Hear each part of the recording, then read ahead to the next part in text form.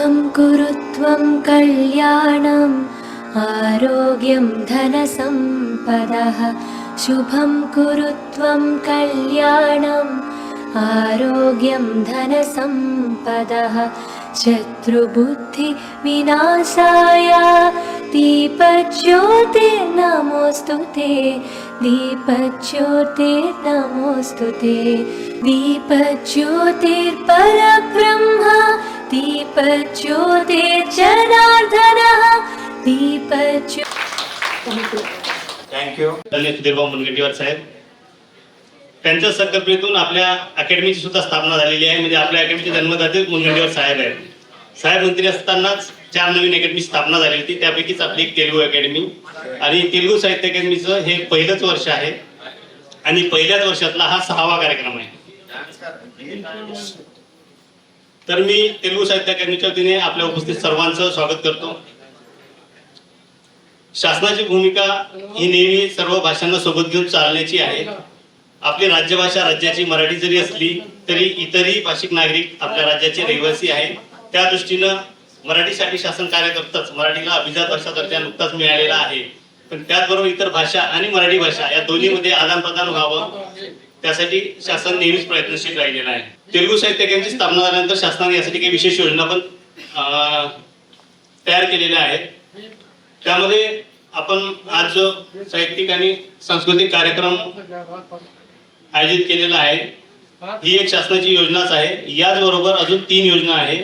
एक आपली पुरस्कारची योजना आहे ज्यामध्ये तेलुगू भाषेत साहित्य लिहिणाऱ्या तेलुगू भाषेत लिखाण करणाऱ्या लेखकांना साहित्यिक कवींना पुरस्कार देऊन शासन पुरस्कृत करणार आहे. त्यासाठी एक अखिल भारतीय पुरस्कार आहे जो 1 लाख रुपयाचा आहे. ज्यांनी तेलुगू भाषा तेलुगू साहित्य या क्षेत्रात 25-30 वर्ष स्वतःचं आयुष्य तेलुगू भाषेसाठी दिलं अशा व्यक्तीला 1 लाख रुपयाचा पुरस्कार देऊन शासन गौरवणार आहे.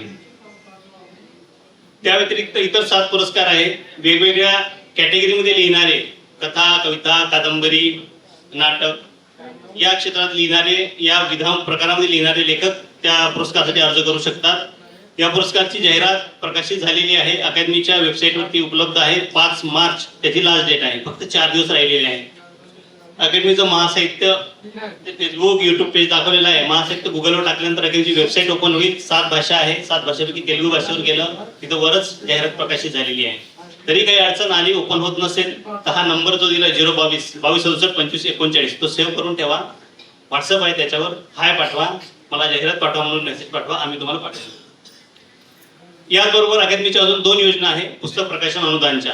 एक तेलुगू भाषेत साहित्य लिहिलं आणि ते पुस्तक प्रकाशित करायचं आहे तर आमच्याकडे पाठवा, आम्ही तुम्हाला त्यासाठी अनुदान देऊ. दुसरं मराठी भाषेतलं पुस्तक तुम्ही तेलुगूमध्ये अनुवादित केलं तर त्यासाठी सुद्धा शासन सहाय्य करायला तयार आहे. या सगळ्या योजनांसाठी अर्ज करण्याची तारीख 5 मार्च आहे. ही या वित्तीय वर्षाची जाहिरात आहे. पुढच्या वर्षी जाहिरात कदाचित जून जुलैला सुद्धा लवकरच येऊ शकेल. आजच्या या कार्यक्रमाला चंद्रपूर महानगरपालिकेचे माननीय उपमहापौर प्रशांत दानव साहेब उपस्थित राहिले. इतर सर्व मान्यवर उपस्थित राहिले. सरांनी वेळ दिला त्याबद्दल मी सरांचे आभार मानतो. थोड्याच वेळात आपल्याला मुनगंटीवार साहेब सुद्धा उपस्थित राहणार आहेत. त्यांच्या व्यस्त कार्यक्रमातून वेळ काढून ते येतो म्हणून त्यांनी शब्द दिलेला आहे. तर आपल्या सर्व आजच्या कार्यक्रमात सहभागी सर्व कलाकारांचे सर्व साहित्यिकांचे उपस्थित आपल्या सगळ्यांचा मी आभार मानतो आणि माझी प्रस्तावना थांबवतो. धन्यवाद.